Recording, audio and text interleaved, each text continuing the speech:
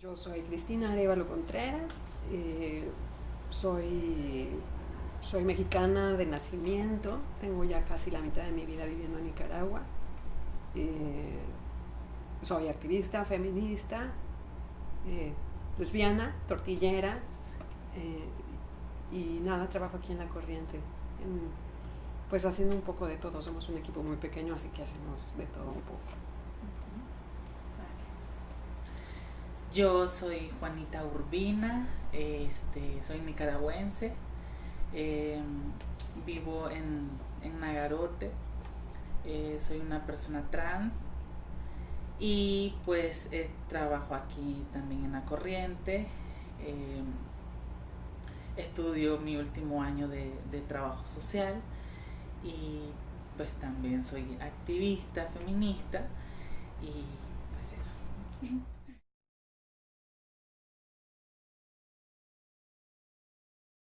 Mi experiencia, por supuesto, difiere muchísimo de una experiencia de una mujer lesbiana, nicaragüense, pobre, de algún barrio marginal, o afrodescendiente, o indígena, porque bueno, porque soy tortillera, soy clase media, económicamente soy autosuficiente, eh, vivo en un nivel socioeconómico más acomodado que otras lesbianas que se enfrentan a discriminación más fuerte, ¿no? Sin embargo, sí he recibido, son como como comentarios así, bajita la voz. Ahí van esas cochonas, ¿no? Ahí van las tortilleras, o ahí vienen ese tipo de cosas, ¿no? O las típicas miradas, ¿no? Que se te quedan bien, no se te quedan bien, ¿no? Ahí viene, y son miradas muy ostentosas. ¿Qué es lo que yo he hecho para salir de eso?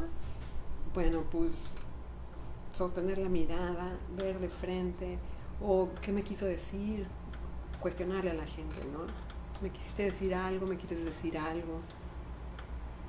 No me quieres decir nada, ¿por qué te me quedas viendo así? Esa ha sido mi reacción. Por supuesto que eso me lo dio el feminismo, ¿no? El feminismo me dio como la seguridad para poder hacerlo, las palabras para poder enfrentar a ese tipo de gente y a saber que yo no estoy mal, ¿no? Que los que están mal realmente son los de allá afuera, no somos nosotras.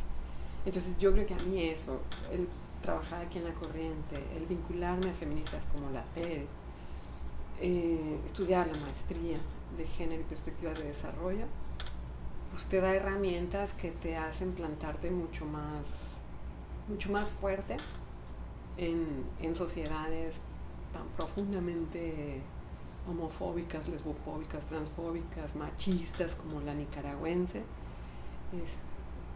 Eso, ¿no? Yo creo que el feminismo es una de las cuestiones. Y otra cosa, por supuesto, es como pues, el colectivo, ¿no? El movimiento feminista, las otras compañeras, eso.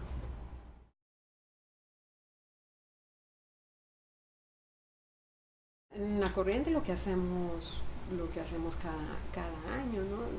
Son ciclos de formación con personas diversas, no necesariamente solo lesbianas, o sí a veces con solamente jóvenes lesbianas. Nos organizamos haciendo seminarios de reflexión, hacemos, bueno, el programa de radio Cuerpos sin Vergüenzas. En junio, en junio dedica toda la jornada de junio, todo el mes, a hablar de la diversidad sexual. Y hacemos mucho énfasis nosotras en hablar de lesbianas y en hablar de mujeres trans, ¿no? Porque esa sí es una apuesta política de esta organización, ¿no? O sea, las mujeres lesbianas y las mujeres trans hemos sido como la cola del vagón del movimiento LGBT, ¿no? Hemos sido las que menos hemos tenido como oportunidad de formación, como oportunidad de vocería y eso. Entonces, pues eso es lo que nosotras hemos decidido hacer, ¿no? Y de eso otras cosas, ¿no? Siempre campañas y esto siempre está como también de saber qué es lo que piensan las lesbianas, saber qué es lo que piensan las mujeres trans y así las incorporamos también a lo que hacemos.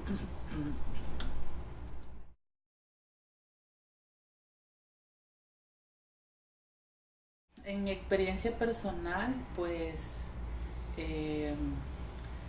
evidentemente ha tenido como muchos escenarios, ¿verdad? Porque, bueno, yo como una persona trans siempre he dicho que salimos de un mundo, o que venimos de un mundo de marginación total, pues, pero a veces yo también me cuestiono esto de el revictimizarte también en tu propia historia, pero pues al final eso es, pues, ¿no? O sea, no es revictimizarse, pero sí hay toda una historia de lucha ahí.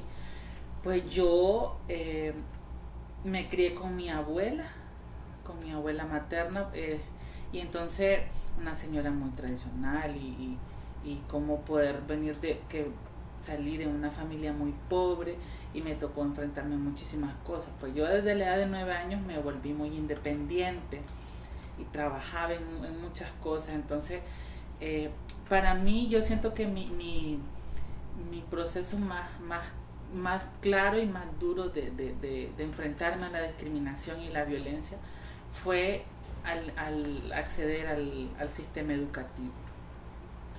Porque yo siempre tenía este pensamiento muy claro de que yo en ese entonces, ¿verdad?, me sentía como una niña, pensaba como una niña, y pues siempre me sentí como una niña, y a los 11 años pues ya me vestí de mujer, y pues fue muy duro y más evidente cuando entré a la escuela, porque sí había discriminación en mi casa, de mi familia, pero digamos como lo más claro fue en la escuela, pues, porque yo siempre siempre peleé por ir de falda y no de pantalón, porque en el pelo me hicieran colita y no me lo peinaran para atrás, y entonces en la escuela me enfrenté con este escenario ya de los niños que te vulgarean, que te dicen, y entonces, y así sucesivamente, siempre caminaba muy a la defensiva. O sea, alguien me decía algo y yo le trataba horriblemente, pues entonces caminaba como demasiado expuesta, porque yo sentía que esa era mi forma de defenderme. Pero pues la situación y los escenarios, como te decía, cambiaban y fueron variando en base a cuando llegué al mundo de las organizaciones. Y también por el hilo que decía la CRI, o sea, yo creo que llegar al mundo del feminismo y encontrarte con otras mujeres que tienen probablemente las experiencias de vida cercanas a las tuyas, leer teoría feminista que también te ayuda a salvar tu propia vida y salvarte de muchas cosas. A mí, por ejemplo, me permitió poder saber más sobre el tema de la violencia, sobre el tema de la discriminación, sobre el tema de los derechos humanos, pero desde una mirada feminista. Entonces, eso me permitió a mí, por ejemplo, ya no ponerme, que alguien me dijera algo en la calle y ponerme yo ¿no? Así como extremadamente exaltada, sino que también era muy curioso, porque yo antes me sentía con mucho poder de detenerme, regresarme, principalmente a los hombres, ¿verdad? Algún hombre que me dijera algo, yo le decía, ¿cuál es tu problema? ¿Te pasa algo conmigo? Y entonces, claro, muchos hombres no se esperan porque las mujeres reaccionan y le cuestionan y se le paren de frente para decirle que cuál es el problema. Pero ya no me exponía tanto, pues, porque yo recuerdo que muchas veces yo me le paraba a alguien y le decía, ¿pero qué es lo que te pasa?, ¿no? De una manera más exaltada, y entonces ya venía la reacción violenta, porque violencia genera más violencia, y entonces toda esta cosa.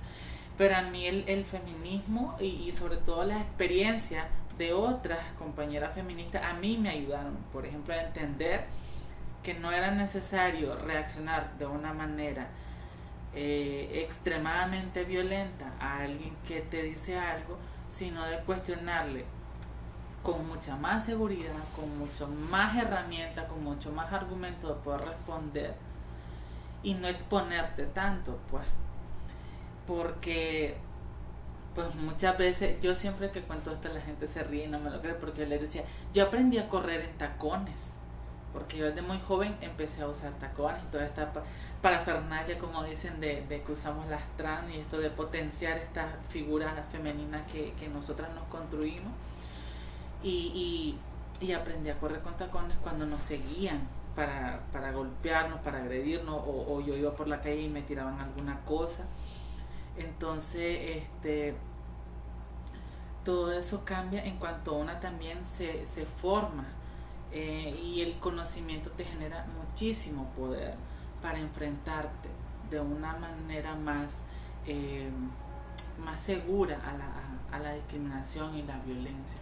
Entonces, a mí al contrario en la calle, por ejemplo, siempre me decían cochón, tal por cual, o ahí va el maricón, o si no, entre los mismos hombres, ahí va tu jaña, y entonces ya empezaba el vulgareo, las risas, los chiflidos y toda la cosa. Pues porque yo era extremadamente evidente, ¿no? Ir por la calle y me cadereaba y toda esta cosa, entonces, porque yo siempre me sentí así, ¿no? Como demasiado libre, siempre tuve mucha autonomía, puesto que empecé a trabajar desde pequeño, y también al acceder a otros trabajos era como un poco imposible, pues, y entonces era como que, pues no, aunque tuviera una mayoría de edad, pero siempre era como la limitante de que porque eras una trans evidente entonces no podía, y así sucesivamente, pues. Pero yo creo que el saber mucho de estos temas también te ayuda a que, por ejemplo, en mi caso, tu propia familia tenga mucho respeto hacia vos. Entonces, ¿cómo trabajas con la familia? O sea, por ejemplo, cuando yo llegué a La Corriente, yo llegué porque a mí la Cristina me conocía en un campamento centroamericano y me invitó a los talleres de La Corriente. Entonces, pues yo vine aquí y ya miraba otra realidad de la realidad donde yo venía, ¿no? Que era una organización de mujeres trans y lesbianas. Y entonces aquí empecé a conocer un poco más de la violencia, de cómo enfrentarnos a la violencia, de cómo identificar los tipos de violencia, el tema de la maternidad, el tema del fundamentalismo religioso. Entonces, todas esas cosas a mí me permitieron conocer, debatir, cuestionar con otras chavalas. Y por ejemplo, en mi familia, cuando empezaron a ver que yo hablaba, por ejemplo, del tema de la violencia, que salían ciertos comentarios, incluso a mis propias hermanas, y yo les decía que ellas hablaban, no, que le pegue porque le gusta, o por ejemplo el tema del aborto, y yo empezaba a cuestionar y a decirle, pero ustedes no saben por qué o cuál es la causa de por qué las mujeres, además tampoco tienen por qué sentirse con el poder de juzgar a estas mujeres cuando ellas son las únicas que pueden decir, ¿no? Todo esto que yo aprendí también lo repliqué en mi casa. Entonces, claro, mis hermanas empezaron a notar que yo, digamos, no era como la típica trans que en el imaginario, ¿no? De que el bacanal, la bebedera y la fiesta y la belleza y toda esta cosa, ¿no? Entonces, también porque a algunas primas yo les platicaba mucho, les llevaba libros, les llevaba materiales para que leyeran. Entonces, y luego me miraban en la televisión en las marchas del 8 de marzo, del 28 de junio, del 25 de noviembre. Entonces, claro, eso, yo siempre he dicho que mi trabajo me colocó para mi familia en una posición mucho más de respeto. Yo creo que en mi caso es distinto, ¿no? Porque yo aquí estoy sola, ¿no? Entonces era mucho más fácil como circular por el mundo. Sin embargo, sí, mis hermanas sí supieron en su momento. Tengo 2 hermanas, entonces, además tengo una familia muy pequeña. Entonces, 2 hermanas que supieron en su momento y que bien, bastante bien, ¿no? Porque bueno, yo sabía como pensaban, así que con este par de torpes no va a haber ningún problema, ¿no? Como efectivamente fue. Con mi mamá sí fue más en silencio, ¿no? Pero eso fue más por una recomendación de mi psicóloga. No, pues ¿para qué le vas a decir si ella está allá y tú estás acá? Pues no. Pero en un momento, bueno, por X o Y, después de mucho tiempo, se enteró por terceras personas. Y entonces, bueno, pues ya ni modo, se enteró por terceras personas, agarrar al toro por los cuernos, ¿no? Y sin embargo fue también muy positiva la reacción de ella, súper positiva. Claro, yo tenía una cuestión rara de pensar, bueno, pero mi mamá es muy avanzada en su pensamiento para ciertas cosas, pero para otras es una señora terriblemente, puede ser una señora muy conservadora. Entonces, como por eso también yo no hablé, ¿no? Entonces, bueno, cuando se enteró, bastante bien, demasiado bien, me dio así como una cachetada de guante blanco y ya las cosas fluyen con mucha más facilidad en mi familia, que está en México. Sin embargo, yo con mucha gente de allá, con la familia ampliada, no voy de kamikaze diciéndonos, bueno, ¿saben qué? Oigan, tienen una prima y una sobrina que es tortillera. Y si les gusta bien y si no también. No, yo no, porque no es mi espíritu tampoco, ¿verdad? La gente que me pregunta, pues sí. Si me quieres bien y si no, pues vaya a analizarse, ¿no? Y con la gente de aquí en Nicaragua igual, ¿no? Las amistades que yo había hecho en un inicio, pues las que me querían se quedaron, ¿no? Las que fueron pasajeras. Pero también te vas haciendo de otra familia, ¿no? Vas haciendo otras amistades y vas haciendo esa otra familia que lo que toda la mariconada dice, ¿no? Vamos haciendo la familia alterna, ¿no? Alternativa, que son otras tortilleras, otros maricones, otras trans con las que... Y yo reivindico esos términos porque me gustan, ¿no? Yo prefiero decir tortillera que lesbiana, ¿no? Porque es mucho más gráfico, entendible y la tortilla es muy sabrosa.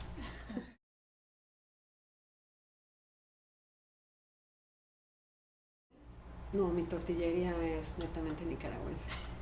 Y yo producto nacional, ¿verdad? Sí, no, lo mío fue aquí. Claro, cuando me descubrí aquí, empecé a hacer como el flashback de mi vida. Dije, ay, con razón me pasaba esto con la fulanita, ¿no? O con la perenganita. Y dije, no, pues lo mío es de toda la vida. ¿En qué momento quise ocultarlo? Pero bueno, ya, ni modo, lo hecho está. Y me fue bien.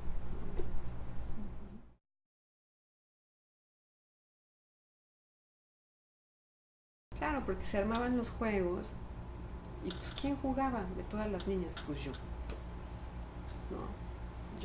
Necesitamos a alguien para el equipo de fútbol y eran 22 hombres y yo. Entonces sí, algunas veces me gritaron marimacha. Como te lo dicen en tan mal plan, pues te paniqueas, ¿no? Y sí te da una poca de vergüenza. Pero te digo, o sea, claro, cuando escuchas otras historias de otras lesbianas, dices, híjole, pues a mí me fue en la gloria, ¿no? Yo viví en una burbuja de oro, en comparación con otras compañeras que sí han tenido presiones para embarazarse, pues porque embarazándose demuestran que son mujeres muy mujeres, ¿no? O agresiones físicas, golpizas, ¿no? A mí eso no me pasó, a mí más bien fue en ese sentido, la marimacha, la tomboy, ¿qué otra cosa me decían? Y nada, y esto de las miradas, ¿no? Lo de las miradas sí es muy, hasta la fecha, todavía entras al banco y se te quedan viendo así, o entras a un bar, a un restaurante y se te quedan viendo, porque además entras con otra mujer, entonces es inevitable, ¿no? Y además yo con mi pinta, esta segura es el hombre, ¿no? Esta sé de hombre, obvio, ¿no? Más no saben que soy una dama, pero no, bueno, no es cierto, no, pero sí, es típico, ¿no? típico.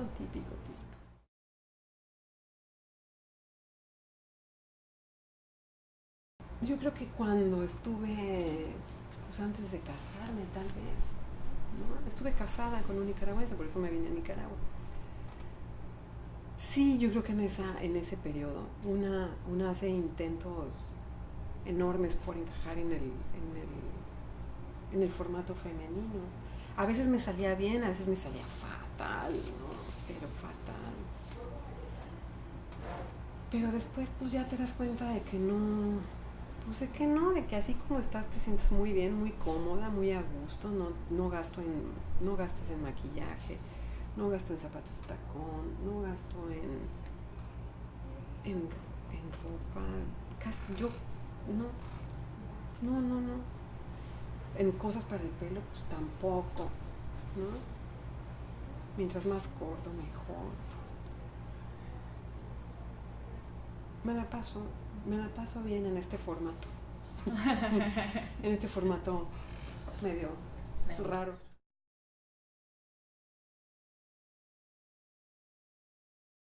La verdad que pues llegar hasta donde estoy ahorita en el tema de la educación ha sido toda una odisea.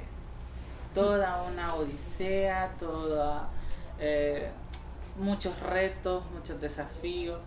Para que yo no logré terminar nunca el ciclo escolar como comúnmente lo hace cualquier chavalo, chavala, cualquier adolescente. No pude, fue misión imposible. En la primaria jamás logré entrar desde preescolar hasta sexto grado, pues no. Yo repetí como 3 veces, creo yo, segundo grado de primaria, porque aquello era horrible. O sea, era enfrentarse todos los días con esta manada de salvajes. De salvajes, esta pandilla de salvajes, que era horrible. O sea, ya, y entonces eso, ya como marzo, abril, yo ya no iba a clase. Luego, cuando ya volví a entrar, me tuvieron que pasar a tercer grado, porque ya era como que un cerebrito en segundo grado. Y en tercer grado, me salí y empecé a estudiar de noche, por la noche, porque entonces yo ya trabajaba y pues a mí nunca quise dejar mi trabajo, porque eso era lo que me mantenía. Al contrario de la Cris, yo siempre era toda esta estética impecable del ser mujer, el maquillaje, tacones y toda esa cosa, pues entonces desde muy chiquita. Incluso fíjate que a mí me celebraron mis 15 años con vestido y todo. Entonces todo el mundo tuvo que ver porque, los 15 años el colchoncito de la loma. Entonces luego entré a estudiar de noche y así pues estudiaba una modalidad que se llama aquí, antes le llamaban modalidad por madurez, ahora le dicen modalidad a distancia, y así logré terminar sexto grado. Pero en ese lapso de tiempo también yo me peleaba. Entonces ahora eran con las chavalas, cuando estudiaba de noche. Me peleaba casi todas las veces con las chavalas, porque algunas chavalas, era como esta cosa de que, ay no, que el colchón, ay no, que no sé qué. Entonces decía, ay, que estas malitas me tienen envidia, ¿no? De todas estas cosas que nosotras. Entonces, y mira, con una en especial, siempre nos dábamos unos agarrones. Por eso te decía, yo antes era extremadamente agresiva. Tenía una agresividad que no tenés idea. Al final pues me logré promocionar de sexto grado, y ya pues llegar a la secundaria pues fue algo peor. Porque entonces empecé a estudiar sabatino, pero en el colegio, cuando yo el primer año que entré, me encontré con un profesor que me daba español. Era uno de los mejores, ¿verdad?, de español, y era evangélico. Entonces nunca pasé su clase, nunca. Siempre la dejaba con 11, hasta que un día llegó otra profesora que le llegó a cubrir, y yo pasé su clase con 80. Entonces, obviamente quedó evidenciada pues la malditencia de este viejo. La cosa que dejé de estudiar porque decía, ya estoy harta, ya no quiero. Todos estos viejos que están aquí ya no los soporto, ya me tienen harta. Y así pasé 5 años, casi 5 años sin poder estudiar. Luego entré a estudiar y fui a estudiar a otro instituto de otro municipio. Y entonces fíjate que en ese instituto recuerdo que el primer año bien, más o menos bien.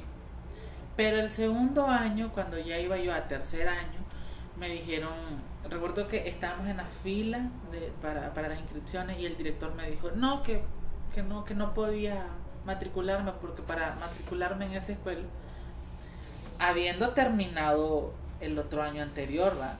Que para estudiar yo en el colegio tenía que vestirme como hombre porque mi documento decía que yo era un hombre.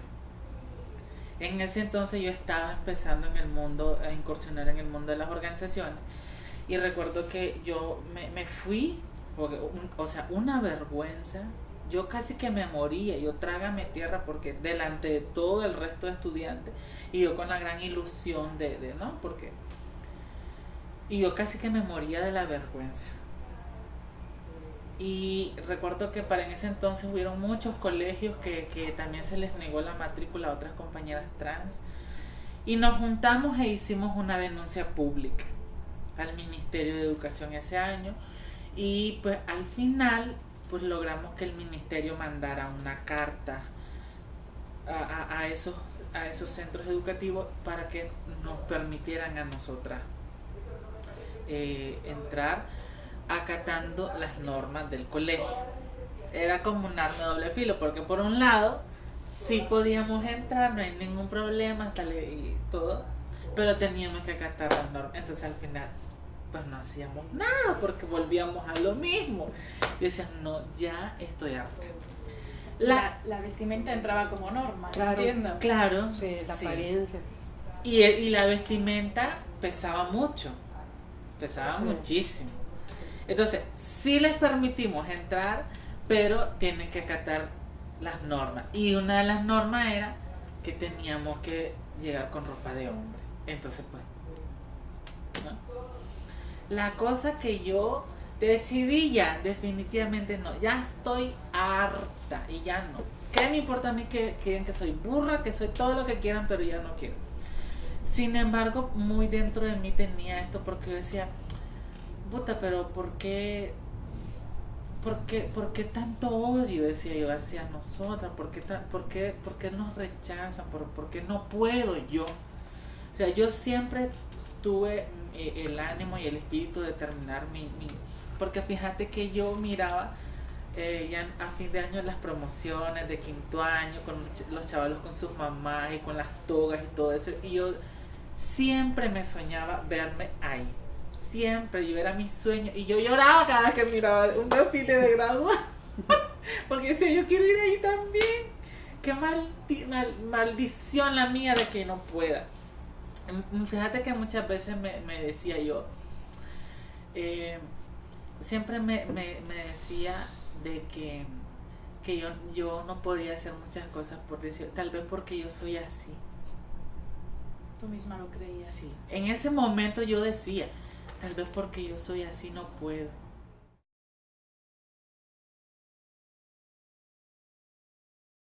Ahí pasaron unos años sin estudiar. Y en esos años fue cuando yo ya estaba en la corriente. Entonces, cuando yo, estando aquí, pues yo ya empecé a ampliarme más la mirada, a ampliarme más mis metas y a proponerme como objetivo principal. Y yo siempre se lo agradezco enormemente a María Teresa porque ella siempre me impulsó a decirme de que no, que yo tenía que entrar a estudiar, porque si yo quería ser una buena activista yo tenía que estudiar. Entonces yo recuerdo que en ese entonces estaba esta modalidad de gobierno que se llama Sandinodo, ¿no? Que era una modalidad exclusivamente del gobierno, y que vos tenías que entrar si eras militante sandinista. Entonces, para entrar ahí tenías que tener un aval político, tenías que tener un carnet de militante, y yo no era militante en lo absoluto, ¿eh? Entonces yo me fui acercando un poco más. Esto también, que en algún momento lo voy a resaltar, pero que me gustaría dejarlo en evidencia, que esa fue una de las estrategias que yo utilicé de resistencia. Acercarme, crear alianzas con las estructuras del barrio, con las estructuras del frente, con la juventud sandinista, y eso me permitió a mí facilito entrar a estudiar mis 2 años. En un año estudié primero, segundo y tercer año, que era el primer nivel, y el segundo nivel era cuarto y quinto año. Y entonces allá me miraban, yo hasta fui representante de mi barrio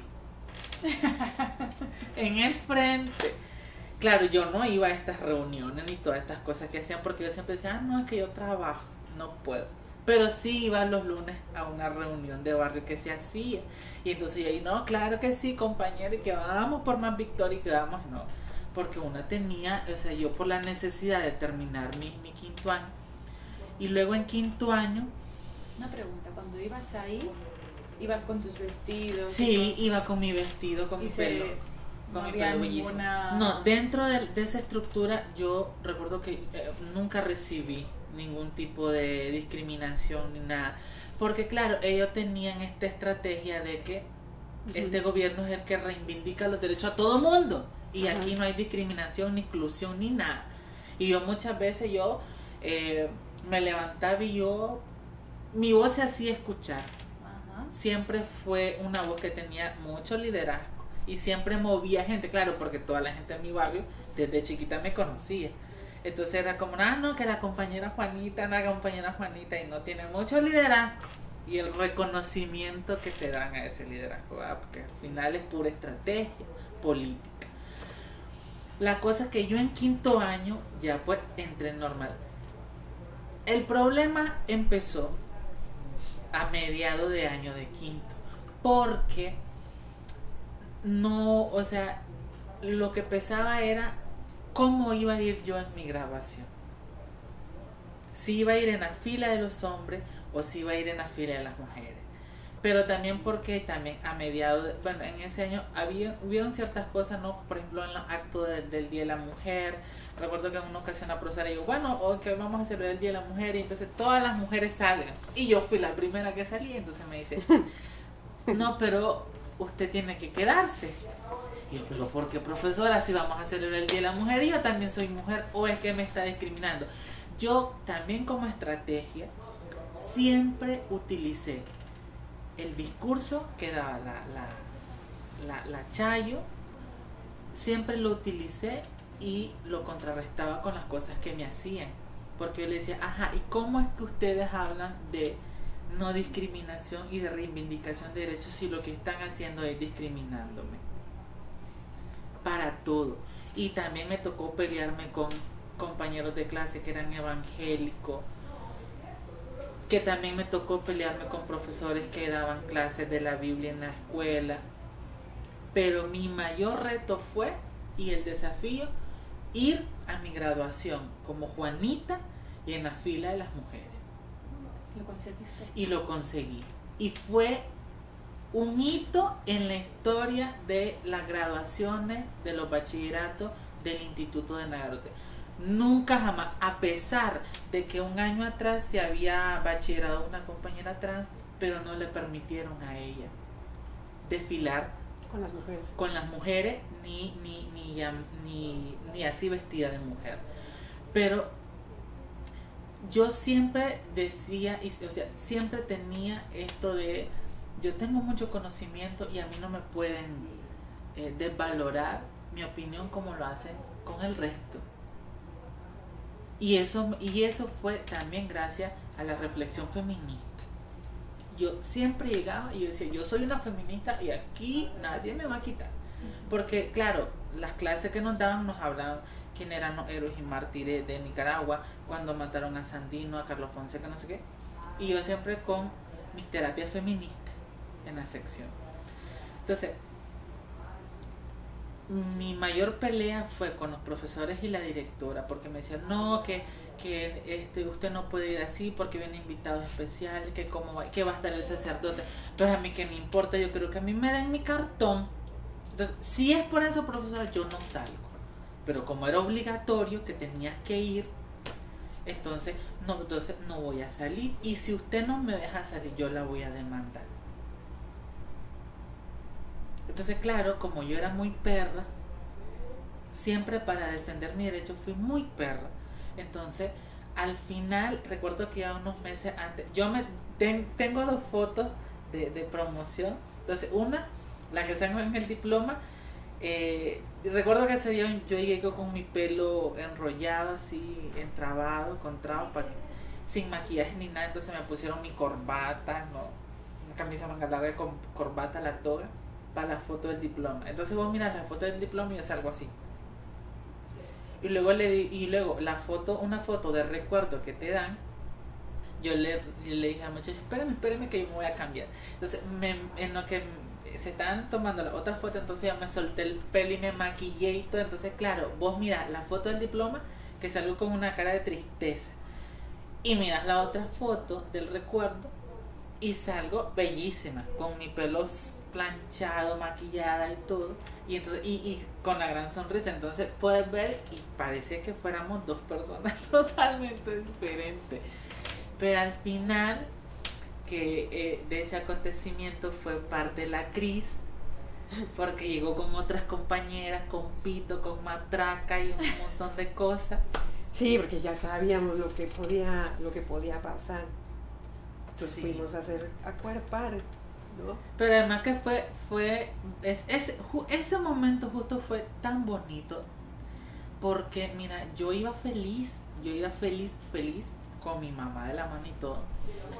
Y recuerdo que me llamaron como Juan Carlos Urbina, pues, pero era todo, fueron tantas risas, tantas confusiones, porque claro, miraban que aquel gran mujerón con mi mamá, entonces dicen bachiller Juan Carlos Urbina, y entonces paso yo, y entonces, no, perdón, me equivoqué, dice el maestro de ceremonia, entonces empiezo a buscar, pero, no, perdón, sí, entonces aquello era de reírse. Y empezamos nosotras a gritar, bravo Juanita, para que se oyera, ¿no?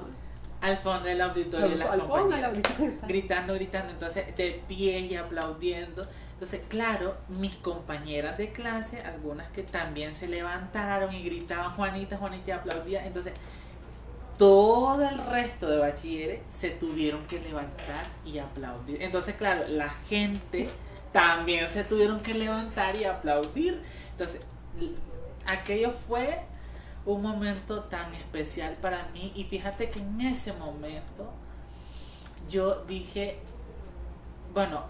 yo recuerdo que mi mamá me agarró fuerte de la mano. Yo casi que lloraba y me decía mi mamá, no llore porque aquí está Supremo. Entonces yo recuerdo que antes que nos dieran el diploma me agarró la mano fuerte, y son palabras que nunca se me olvidan.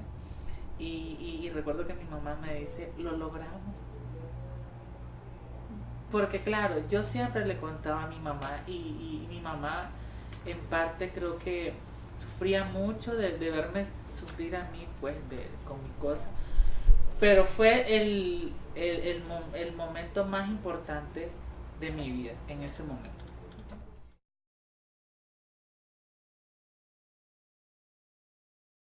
Para mí, el haberme metido a hacer teatro cabaret, yo empecé haciendo teatro, ¿no? De la escuela de Stanislavski, no sé qué, aquí, pero después haberme contactado con el teatro cabaret y aprender a hacer y entender que hay que reírnos de nosotras mismas y que hay que reírnos del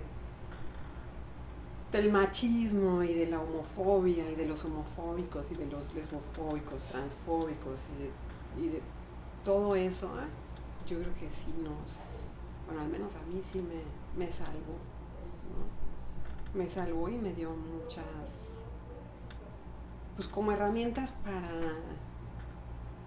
para eso, ¿no? Para decirle, uy, joven, pues, ¿cómo me dice caballero? No ve el bumper delantero que anda, ¿no? Cosas así. Y claro, el que se apena y le da vergüenza es al otro, ¿no? Tú sigues comiendo tu ceviche, echándote tu cerveza, ¿no? Entonces, a mí, sí, el humor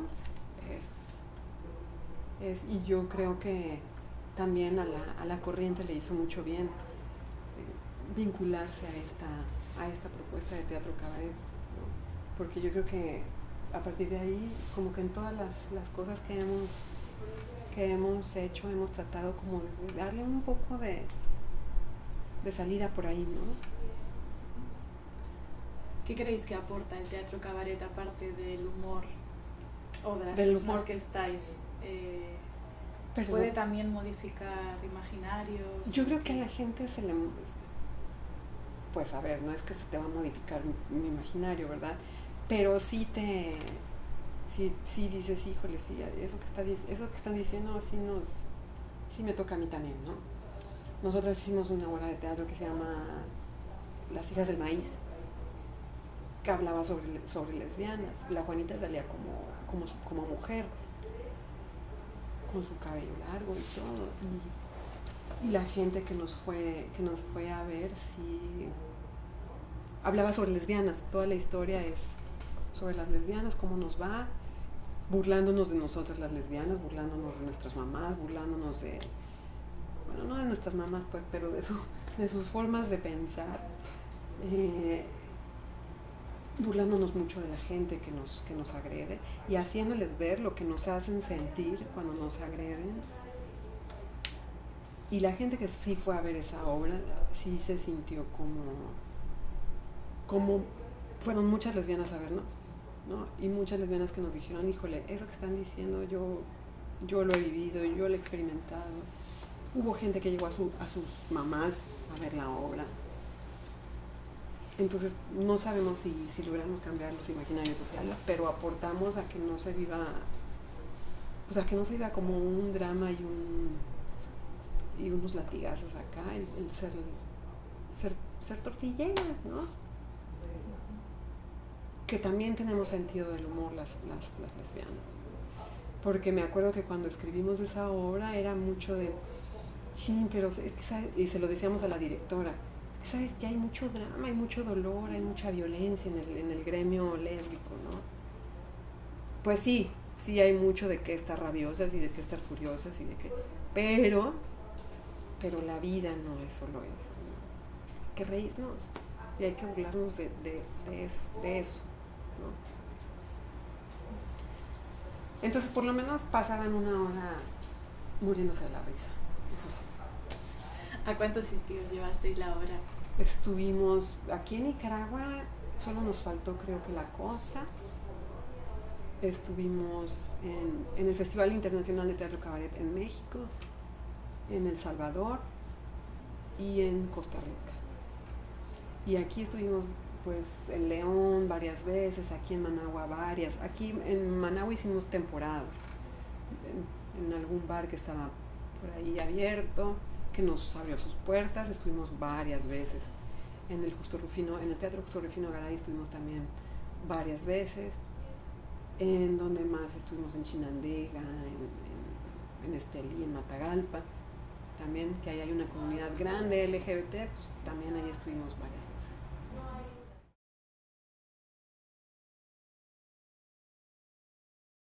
Pues yo, en mi opinión muy personal, creo que difícilmente vamos a poder ir por las calles tomadas de la mano. Han habido algunos compañeros que sí se atreven, pero yo en lo personal soy de la opinión que a mí la seguridad personal me pesa mucho, pues porque yo no quisiera exponerme a estas agresiones y todo. Aunque a mí no me importa lo que digan la gente, yo salgo por ejemplo con mi pareja allá donde yo vivo y nosotros vamos al parque y nos sentamos y estamos comiendo y que de repente yo le toco la cara, que no sé qué, de repente pues nos damos un piquito. pero pues ya ir como por la calle así de la mano no. Y por ejemplo, yo no me atrevo a ir a bares donde yo sé que hay una manada de machirulo que nos van a agarrar como sus payasitas de la noche, ni tampoco me voy a poner en algunos espacios donde hay gente que también nos van a agredir, que también nos van a decir, porque no, porque al menos yo con él trato de que pasemos un momento agradable. Entonces yo por lo general trato de ir a lugares donde tengo la seguridad o esos espacios me permiten a mí sentirme segura en mi entorno. Y por lo general, al menos allá, voy a un bar muy específico que la señora es nuestra aliada, digo yo, porque ella, por ejemplo, no permite en ningún momento que haya ningún tipo de discriminación ni agresión.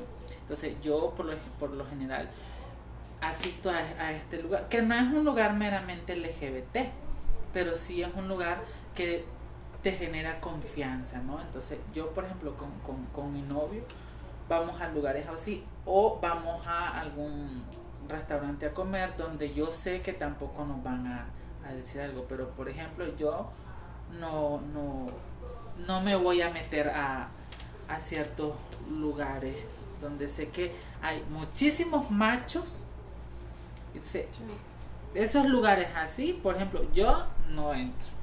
En primer lugar, porque estar rodeada de tantos machirulos y estar escuchando tanta barbarie, tanta estupidez y tanta nada, pues no. Porque al final las conversaciones de los machos son conversaciones tan huecas, tan vacías, tan nada. Entonces yo prefiero mejor estar en espacios donde realmente me genere seguridad. Sí, yo creo que pues bueno, yo tampoco soy de las típicas que voy con alguien agarrada de la mano, que nos plantamos un beso.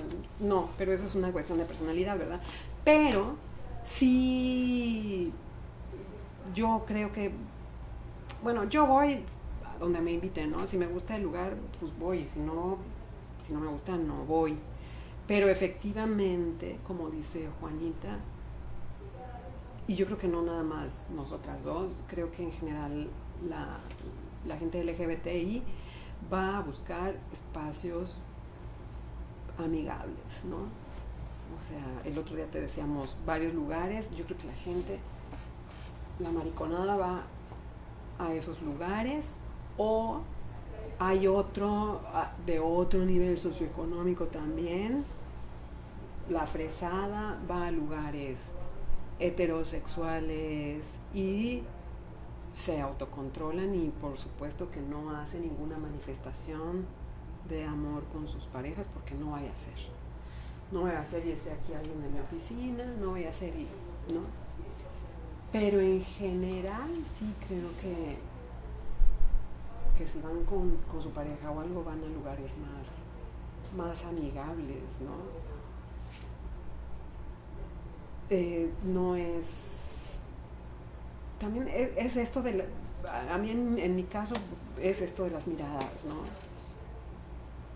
O sea, sí, puedes estar ahí, ya una vez es chiste, ¿no? Pero ya tanto.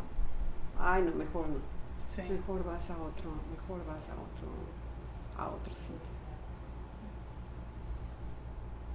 Sí, yo creo que es eso. Y es una cosa bien extraña aquí en Managua, porque, mira, yo tuve un bar en donde el quilombo fue mío también alguna vez. Ahí tuvimos un bar con mi ex y otra amiga. Y bueno, según nosotras, no era un bar exclusivamente LGBT. Según nosotras era un bar abierto, no sé qué, no sé cuánto. Bueno, lo cerramos al año porque no aguantamos el gas. Y nos enteramos que resultó que era un bar en el que las lesbianas fueron felices en ese año. Nosotras no sabíamos, por supuesto. Es decir, teníamos identificadas a una que otra prima nuestra, ¿verdad? Pero nada más. Pero no era necesariamente. Y después nos enteramos que era como su salita de estar, que era el lugar seguro en donde podían llegar, comer, beber, bailar, besarse, tocarse. Y que qué lástima que lo hubiéramos cerrado, ¿no? Sí, dijimos, bueno, pues de haber sabido, buscamos otro lugar, ¿no? Otro espacio que no nos comiera con la renta, el pago de la luz, el pago del agua, etc. Pero pasan esas cosas, ¿no? Que vas buscando.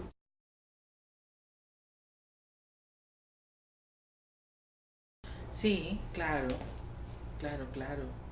O sea, una diferencia grandísima. Digamos, yo la he dividido o me la he visto así. Por ejemplo, cuando estaba antes con una expresión femenina, el peso de las miradas como primera cosa. Ahora estar así, 0 miradas. Bueno, de repente yo suelo chequearme mucho, me abro mucho las caderas cuando voy caminando y a veces trato de evitarlo, ¿no? Por esta cosa de la seguridad y todo esto, porque, bueno, yo me hice el cambio como una estrategia de refugio ante la violencia, que ahora me he estado cuestionando muchísimo más eso, de que si realmente fue una estrategia ante la violencia. Pero es un cuestionamiento muy personal, ¿no? Entonces, en el tema de las miradas, 0 mirada. Hay 2 que 3 en algunas ocasiones que me quedan viendo así como que con la mirada me dice, se te ve la cochonada, ¿no? Pero claro, cuando yo estaba con mi expresión femenina, yo subía al bus y no había una sola persona que no me viera con una forma muy despectiva o con una mirada de que será hombre o será mujer, o gesto hasta de que prefiero irme de pie y no me voy a la par tuya.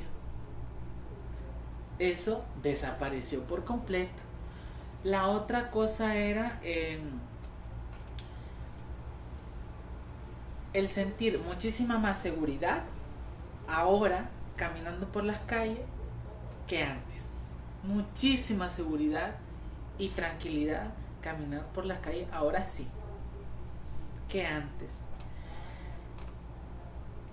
La otra cosa era del confrontamiento con la otra persona que me decía algo. Eso ahora no lo tengo. Yo, por ejemplo, ahora estando así, jamás me voy a detener cuando un hombre, o por ejemplo que yo vaya en la ruta, o sea, ni siquiera que me diga ay loca o ay amor, sino que vaya en la ruta y me diga ya madre, movete hasta allá. Yo, por ejemplo, me quedo como que mi cuerpo se paraliza, porque yo digo, si yo le contesto me da mi cachimbazo, porque ahora estamos hablando en el mismo código, en el mismo idioma, ¿no? De macho a macho, ¿no? Antes yo me detenía, a quien fuese, a cualquier hombre que fuera, yo me detenía y le decía, ¿cuál es tu problema? Y con muchísima seguridad, y no me daba miedo. Ahora sí me da miedo y siento muchísima inseguridad, por ejemplo. Y la otra cosa es el tema de estar en lugares públicos y el acceso a los baños públicos o donde sea. Era un problema enorme, porque yo muchas veces tenía que aguantarme para no entrar al baño, porque no podía entrar ni al baño de las mujeres porque no era mujer, no podía entrar al baño de los hombres porque ya pensaban que yo iba a coger en el baño.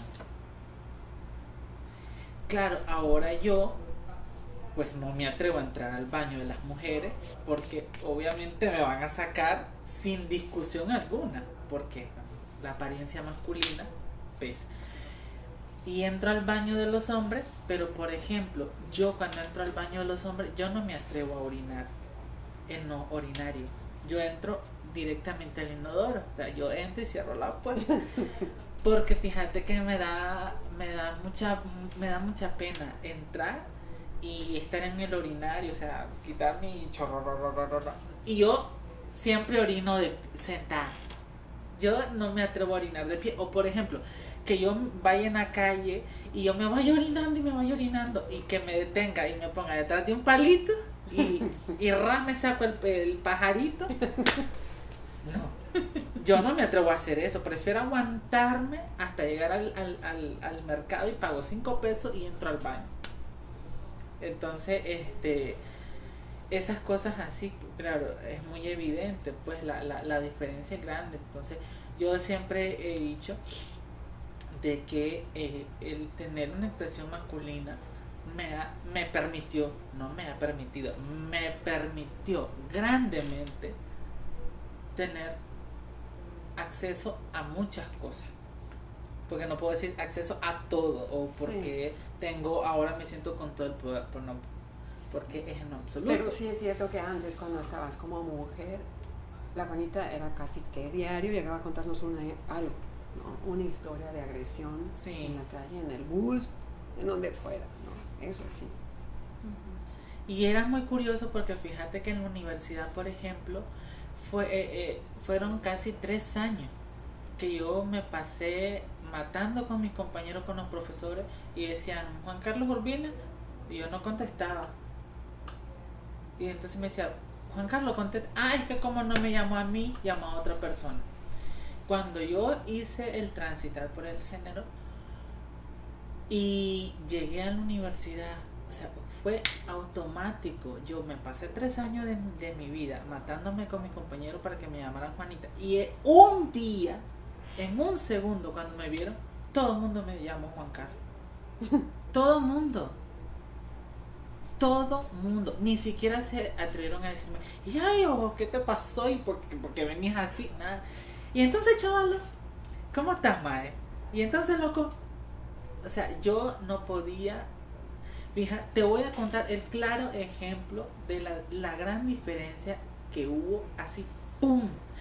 Cuando yo un día me fui al salón y yo entré yo fui a un salón aquí cerca y había un grupo de hombres que yo pasé y me dijeron cualquier vascosidad que vos te puedes imaginar. Y yo iba con mi pelo y todo, ¿no? Con mi ropa de mujer. Yo entré a ese salón. Ahí me corté el pelo y todo. Dentro del salón también me cambié la ropa. Y cuando yo salí de ese salón, estaba el mismo grupo de hombres. Y nadie más había entrado al salón. Solo yo. Y me vieron entrar. Cuando yo salí, era como que no miraron a nadie. O sea, como que en ese momento que yo iba pasando de regreso, no existía nadie. O sea, no pasó nadie, nada. Seguimos aquí nosotros. Nada. Ni se molestaron en volver a ver o como preguntarse. Nada, absolutamente nada. Y entonces, un ejemplo clarísimo como ese, vos podés ver que de estar así, pasas a estar.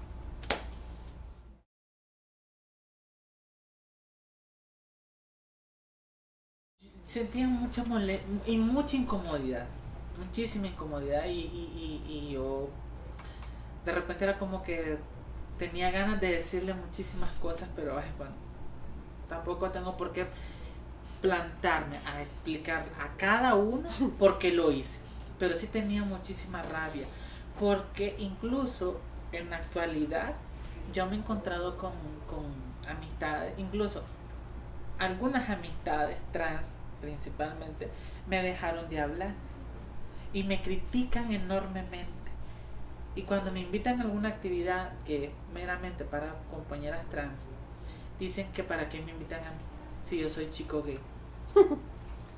Entonces, o si más no saben, o si no, otra gente o otras amistades u otras amistades que yo conozco también me llaman en términos masculinos. Y a mí de alguna u otra manera me molesta porque yo siempre he dicho, el día que yo decida definirme como un chico gay y definirme como hombre, cuando vos me digas Juanita, yo te voy a decir, no, ahora me llamo Juan Carlos. ¿Cómo la ves? ¿Cómo la ves? ¿Ves? Pero me incomoda porque pues yo sigo siendo la misma Juanita de antes. O sea, no la misma Juanita de antes, pero sigo siendo la misma Juanita, solo que con una apariencia masculina. Que detrás de esa apariencia hay una historia y un proceso, ¿no? Pero ahora yo, por ejemplo, cuando me dicen, mira, y ¿y cómo te llamo? O ¿cómo? Ay, niña, ¿cómo querrás?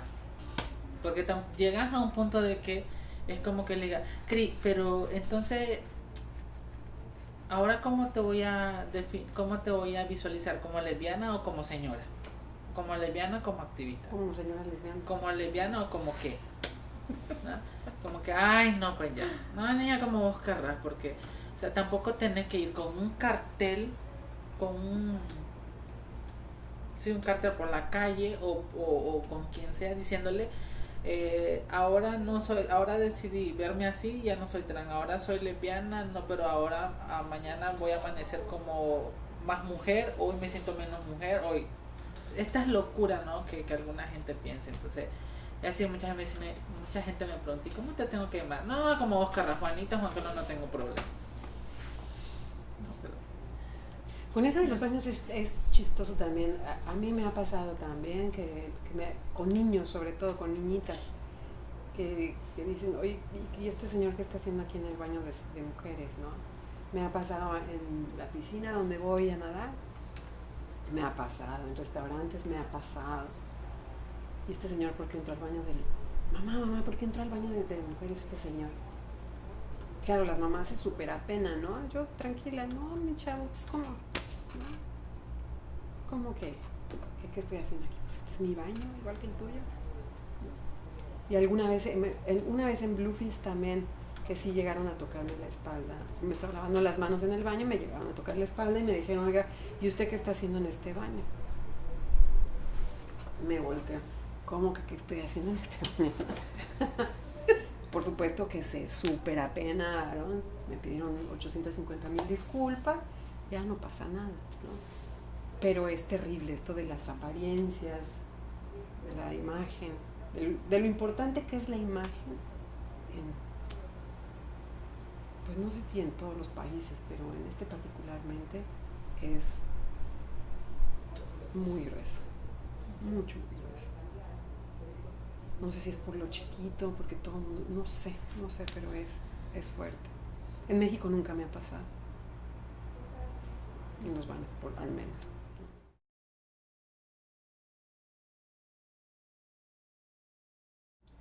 Yo no puedo opinar nada porque no lo conozco. ¿Tenemos cuánto tiempo de pedírselo a la Procuraduría? Años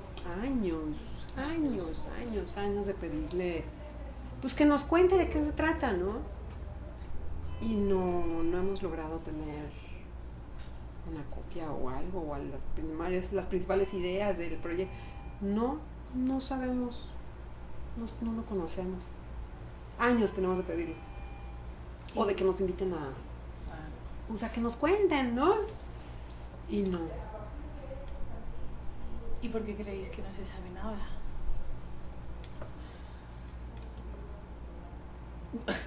No sé, yo creo que para mí lo veo así como una gran utopía y que muchas compañeras de algunos colectivos trans, por ejemplo, tienen muchas esperanzas puestas en esa utopía. Yo realmente es lo que me atrevo a decir porque no sé nada más. Sí, es que no... Mira, es súper extraño, ¿no? Porque ¿cómo es que vamos a hacer una ley de identidad de género y por otro lado tenemos un código de la familia que no reconoce las parejas de lesbianas y de gays, mucho menos de trans, ¿verdad? Por supuesto. Entonces, no sé, yo creo como Juanita que es como un sueño utópico, es una utopía, ¿no? Te digo, han sido años. ¿Cuándo habrá sido aquel foro en la UCA? ¿2000 qué? ¿13? Como en el 2013, 2014. Por ahí, no, yo creo que antes, como en el 2012, por ahí. Hicimos un foro era algo de la población LGBT. Llegó la procuradora y habló de eso, ¿no? Y le dijimos pues, que nos contara más y no está está todavía trabajándose, ¿no? En proceso de revisión. Entonces, pero ha pasado todo ese tiempo y seguimos esperando. ¿Y quién hace el proceso de revisión? ¿Se sabe? ¿Hay No, colectivos o es desde el propio...? Pues no sabemos, ¿no? Hay algunas organizaciones trans que están vinculadas a eso, pero que tampoco sabemos mucho, ¿verdad? Es un proyecto clandestino, porque Sí, nadie sabe nada, sí. nadie puede leer nada, no hay ninguna información, nadie sube información de nada. Entonces es como que manejar esta utopía a través de la clandestinidad. Sí, está como ahí, está rondando en el discurso de algunas compañeras activistas, pero es eso.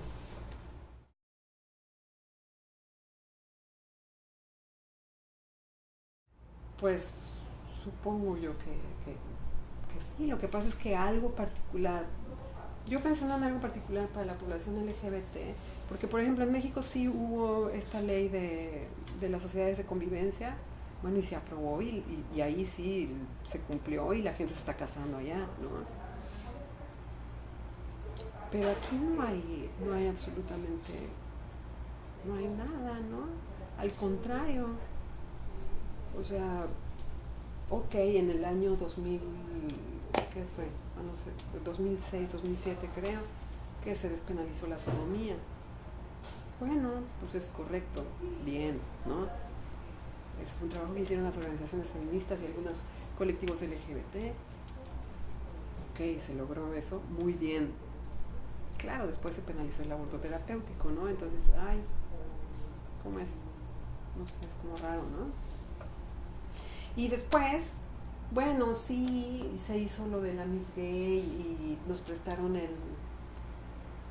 Teatro Nacional Rubén Darío para hacer ese magno evento.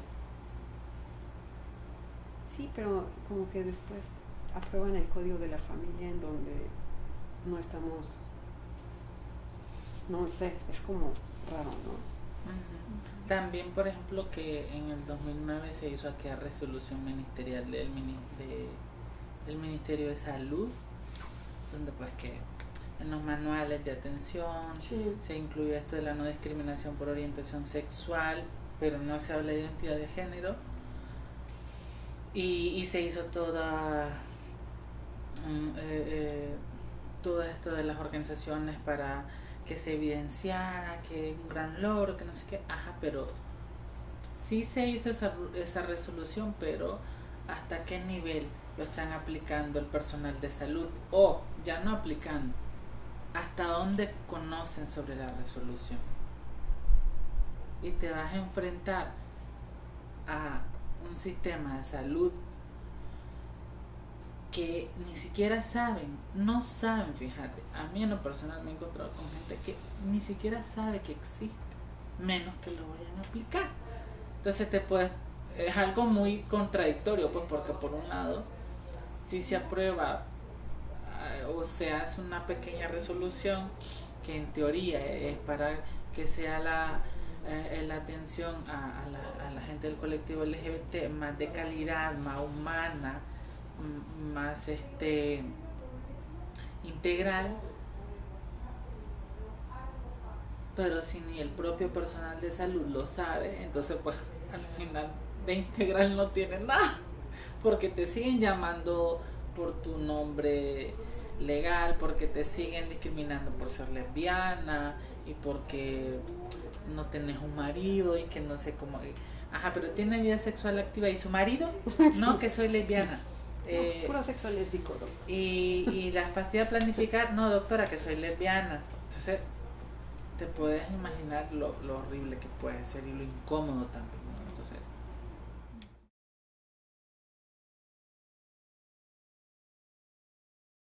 en realidad la gente, hablando del colectivo LGBT especialmente, no se atreven a denunciar. En su gran mayoría no denuncian y prefieren mejor dejar eso ahí y buscar otra estrategia de protección, de resistencia, de autocuidado, porque vas a la policía,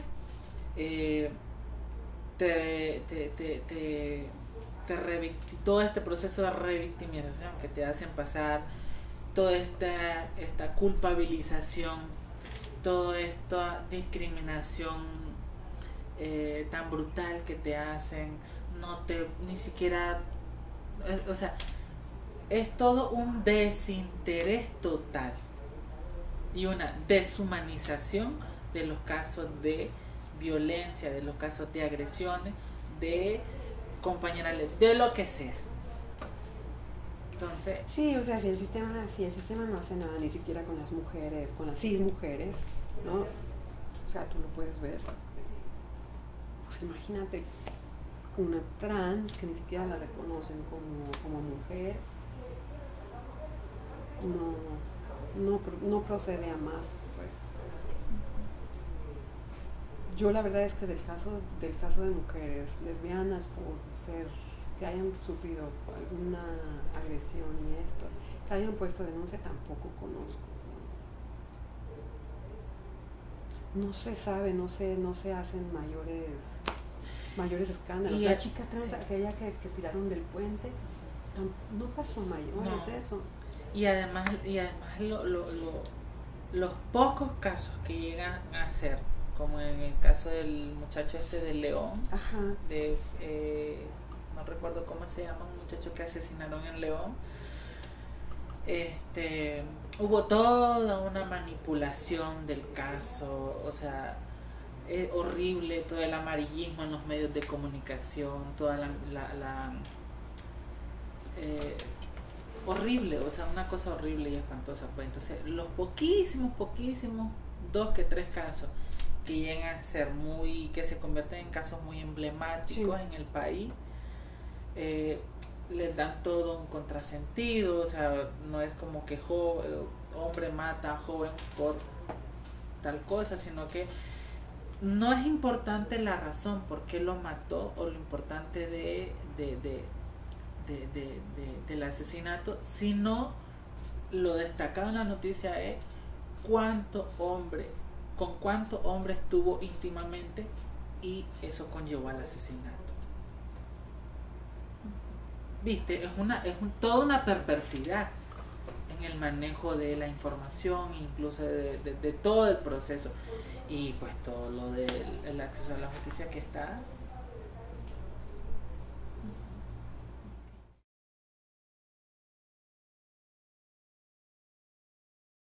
Pues yo creo que nos articulamos para momentos precisos y concisos, ¿no? Creo yo. Por un lado están estas fechas que rememoramos, ¿no? En abril, el Día de la Visibilidad Lésbica, que algunos, que son muy pocos colectivos de lesbianas, nos juntamos para por lo menos manifestarnos en las redes sociales o para hacer alguna cosa puntual, pero es muy poquito, ¿no? Y son lesbianas. Después en abril, en mayo, para el Día contra la homo-lesbo-transfobia, que a veces nos articulamos para manifestarnos en las calles, ¿no? Que a veces, ahorita hace ya tiempo que no hacemos nada en colectivo. Y después junio, que por supuesto nos convocamos muchas organizaciones LGBTIQ, ¿no? Y ahí sí, pues, ¿qué carácter le vamos a dar a la marcha? ¿Qué va a pasar? ¿Quién escribe el comunicado? ¿Quién lo va a leer? ¿Quién arranca en el contingente? ¿Qué música? ¿Qué no sé qué? ¿Qué no sé cuánto? ¿no?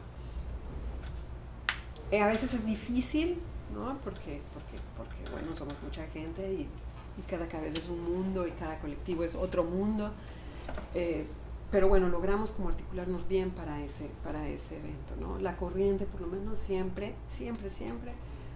optamos por darle por montarnos en escribir el comunicado, ¿no? Siempre es como misión institucional. Para el 28, en la comisión del comunicado, la corriente tiene que estar, ¿no?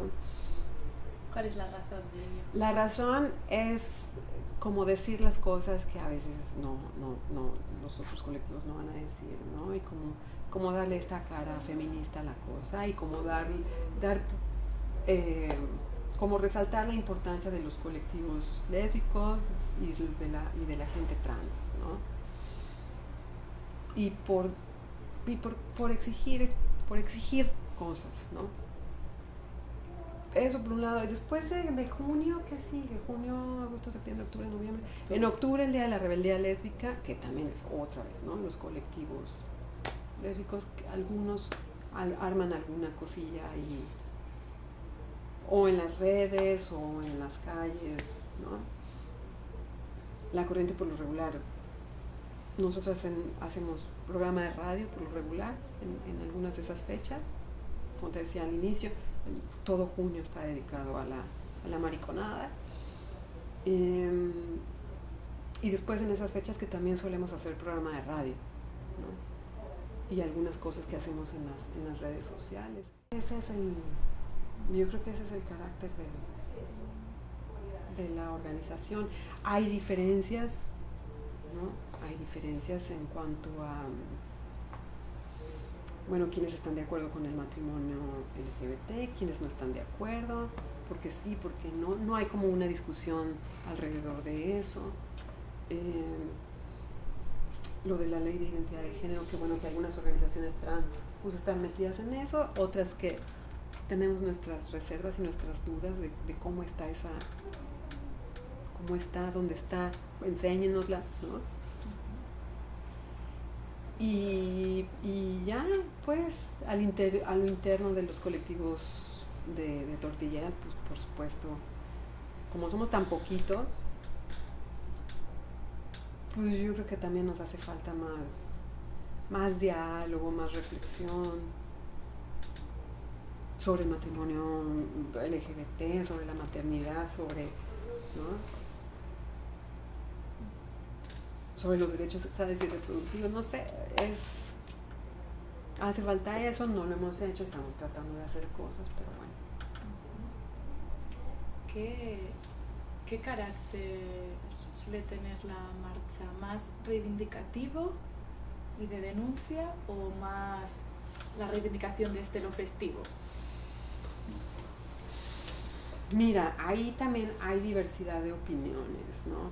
Hay alguna gente más vinculada al gobierno que dice, bueno, no, que esto sea más de fiesta, más de festival, más de alegría por la vida y que vean que somos súper alegres y súper felices, ¿no?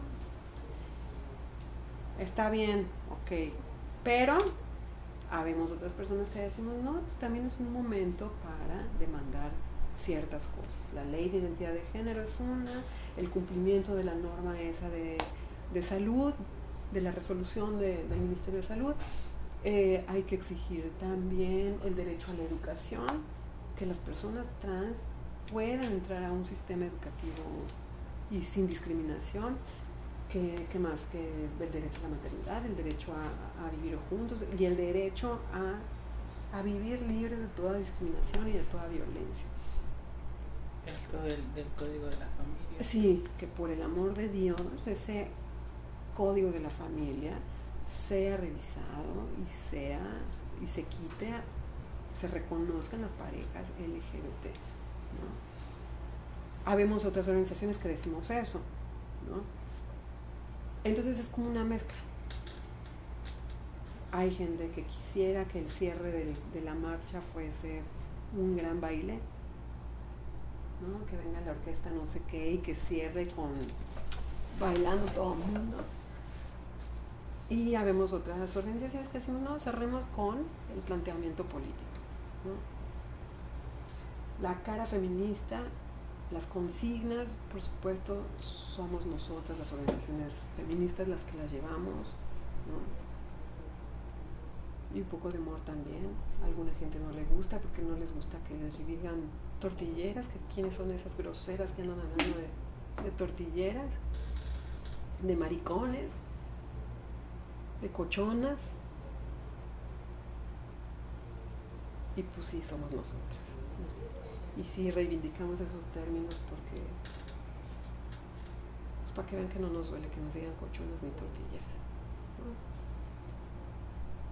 Es una mezcla, pero sí nosotras cada año que vamos a la organización de la marcha, sí insistimos, sí como que somos la piedrita en el zapato, ¿no? De, ok, sí, hagamos fiesta, pero no se nos olvide, ¿no? No se nos olvide que no hay ley de identidad, que el código de la familia está funcionando, que no hay, que las trans no pueden entrar a la escuela y que vivimos en discriminación permanente.